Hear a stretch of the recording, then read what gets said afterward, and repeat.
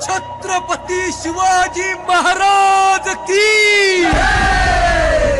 जय भवानी जय शिवाजी। हिंदवी स्वराज 350वां वर्ष समारोह आयोजन समारोह समिति बालाघाट के तत्वावधान में अंतर्राज्यीय केसरी हाफ मैराथन दौड़, एक दौड़ छत्रपति शिवाजी के नाम पावन खिंड दौड़ 19 फरवरी 2024 सुबह 7 बजे से प्रस्थान इतवारी बाजार शिवाजी प्रतिमा से वैष्णो देवी मंदिर कायदी, वापसी वैष्णो देवी मंदिर कायदी से इतवारी बाजार बालाघाट। संयोजक गजेंद्र भारद्वाज।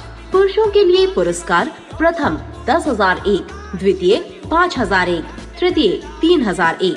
महिलाओं के लिए पुरस्कार प्रथम 10,001, द्वितीय 5,001, तृतीय 3,001। रजिस्ट्रेशन की अंतिम तिथि 18 फरवरी 2024। मैराथन पंजीयन संपर्क रमाकांत डहाके, अखिलेश चौड़े, ओम प्रकाश दमाहे, वैभव मेंढे, राजेश गोमासे। एक शाम छत्रपति शिवाजी के नाम। सांस्कृतिक महोत्सव शाम 6 बजे से छत्रपति शिवाजी प्रतिमा स्थल इतवारी बाजार बालाघाट। सुनील खोटोले, डॉक्टर घनश्याम परते, भूपेंद्र सुहागपुरे, जैनेन्द्र कटरे।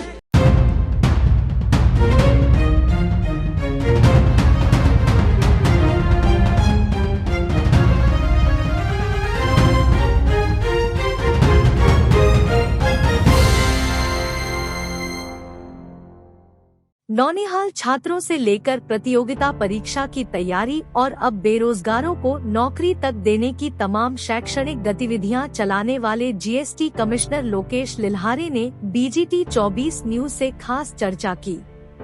श्री लिल्हारे के मार्गदर्शन में संचालित छू लो आसमान किसने रोका है अधिकारी कर्मचारी लोधी लोधा लोध आलोक संगठन सहित अन्य संस्था देश के विभिन्न राज्यों में सर्व समाज के लिए शैक्षणिक, खेलकूद, सामाजिक और अन्य कार्यक्रमों के माध्यम से हजारों लाखों छात्रों को फायदा पहुंचा रहे हैं, तो वहीं आम जनमानस और ग्रामीणों में भी बच्चों और शिक्षा के साथ समाज से कुरीतियां, आडंबर, नशा को दूर करने के प्रति बदलाव लाया जा रहा है। बाकायदा इस मुहिम में जीएसटी कमिश्नर की धर्मपत्नी श्रीमती साक्षी लोकेश लिल्हारे भी सतत अपनी अहम किरदार निभा रही है। पिछले कई वर्षों से मध्य प्रदेश, महाराष्ट्र, छत्तीसगढ़ सहित अन्य राज्यों में साझा प्रयास से तमाम मुहिम और गतिविधियों से खासकर मार्गदर्शन के जरिए आधुनिक तकनीकी शिक्षा और लक्ष्य तक पहुंचने के गुर सीखने से हजारों छात्र कामयाब हो चुके हैं। इन तमाम शैक्षणिक, खेलकूद, सामाजिक और अब रोजगार देने जैसी मुहिम को लेकर बीजीटी न्यूज 24 से जीएसटी कमिश्नर जबलपुर लोकेश लिल्हारे ने खास चर्चा की। श्री लिल्हारे ने कई वर्षों से चलाई जा रही अपनी मुहिम के साथ आगे भविष्य निर्माण के लिए किए जाने वाले प्रयास के बारे में बात की। यह पिछले लगभग 1 दशक से अधिक हो गया है।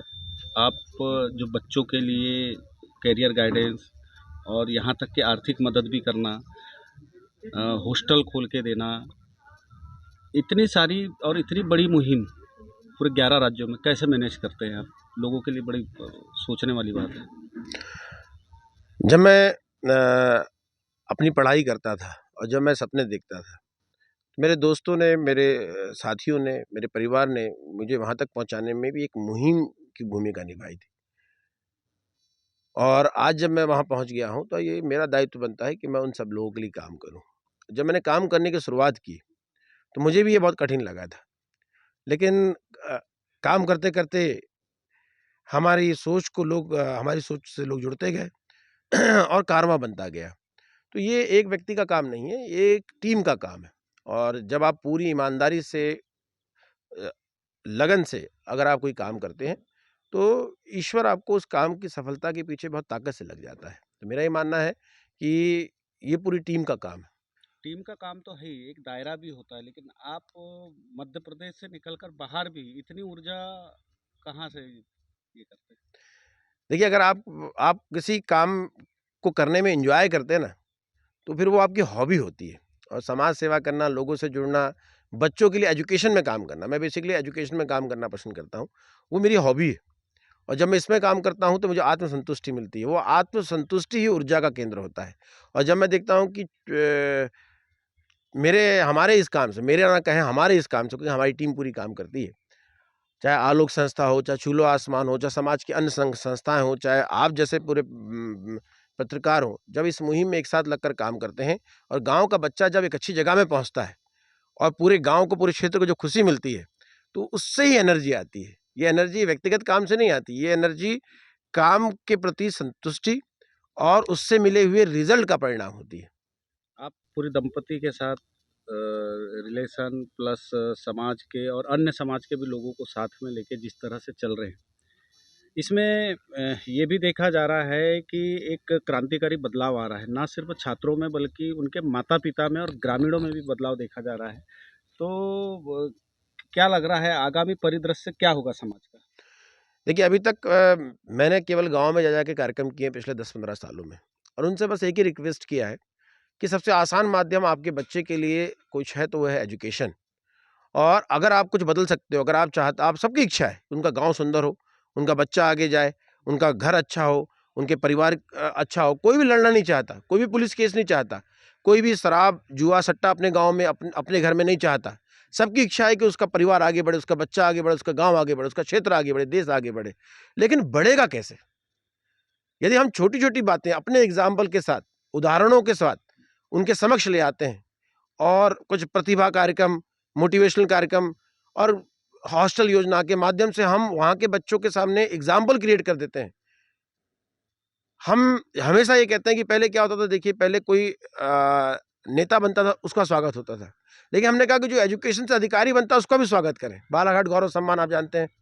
अगर इस प्रकार की चीज़ों का हमने पालन करना चालू कर दिया, बच्चे जो शिक्षा से आगे जा रहे हैं उनको भी हमने उनका सम्मान करना चालू कर दिया, उनका मान करना चालू कर दिया, तो लोग उनके प्रति, बच्चे उनके प्रति भी मोटिवेट होंगे और अपना लक्ष्य बनाएंगे, अपने सपनों में उन बातों को भी शामिल करेंगे। तो हमारे इन कामों से ये बदलाव आया कि गांव के लोग हों या बच्चे हों या बच्चियां हों, उन्होंने हमारी बातों को अपने सपनों में शामिल किया और अपने सपनों की उड़ान उड़ी। वो समय था जब हम प्रयास करते थे और आज रिजल्ट का समय है। आज ग्राउंड लेवल पे हमें बहुत रिजल्ट मिल रहा है। कुछ शिक्षा है, प्रतियोगिता परीक्षा, एमबीबीएस है, जो अभावग्रस्त बच्चे हैं, अब उनके लिए भी एक आसान सा सपना हो गया है।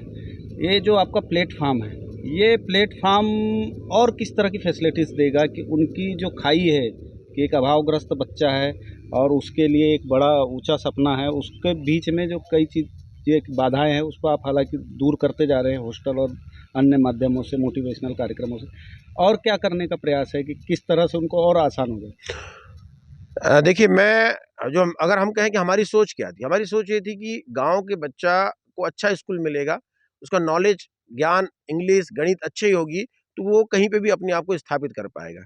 लेकिन मैं सोचूं कि ग्रामीण स्कूलों के माध्यम से वो दिल्ली, मुंबई, इंदौर के स्कूलों की बराबरी कर ले, वहाँ के बच्चे की बराबरी कर ले, संभव नहीं था। लेकिन बहुत सारे ऐसे स्कूल बने हैं भारत के द्वारा जहाँ पे ये सब संभव है, जैसे नवोदय स्कूल, जैसे सैनिक स्कूल, जैसे ग्रामोदय स्कूल, श्रमोदय स्कूल, ये भी बोर्डिंग स्कूल है। बच्चा अगर यहाँ जाता है, वहाँ की पढ़ाई कितनी अच्छी है, कितनी बुरी है, इसको छोड़ दीजिए, लेकिन एक बार जो बच्चा हॉस्टल वाली प्रक्रिया में रहता है तो वो गाँव में होने वाली दुर्भावना से प्रभावित नहीं होता, वो सट्टा, जुआ, बीड़ी, सिगरेट, शराब से प्रभावित नहीं होता। वह गाँव की नेगेटिविटी, कहते हैं एक अच्छा आवरण मिल जाता है, अच्छी संगत मिल जाती है, बच्चों की संगत मिल जाती है, सुबह से शाम तक वो एक अच्छे आवरण में रहता है। आप ग्रामीणों से भी अपील कर रहे हैं कि एक अच्छा आवरण बना के दे घर में, गांव में, और कुछ कुरीतियां हैं, आडंबर है, उसको दूर किया जाए। इस पर देखिए, मैं पिछले प्रश्न को ही आगे बढ़ाता हूं। पहले तो हमने नवोदय जागृति अभियान चालू किया, सैनिक जागृति अभियान, सैनिक स्कूल जागृति अभियान चालू किया था कि बच्चे का बेसिक मजबूत हो।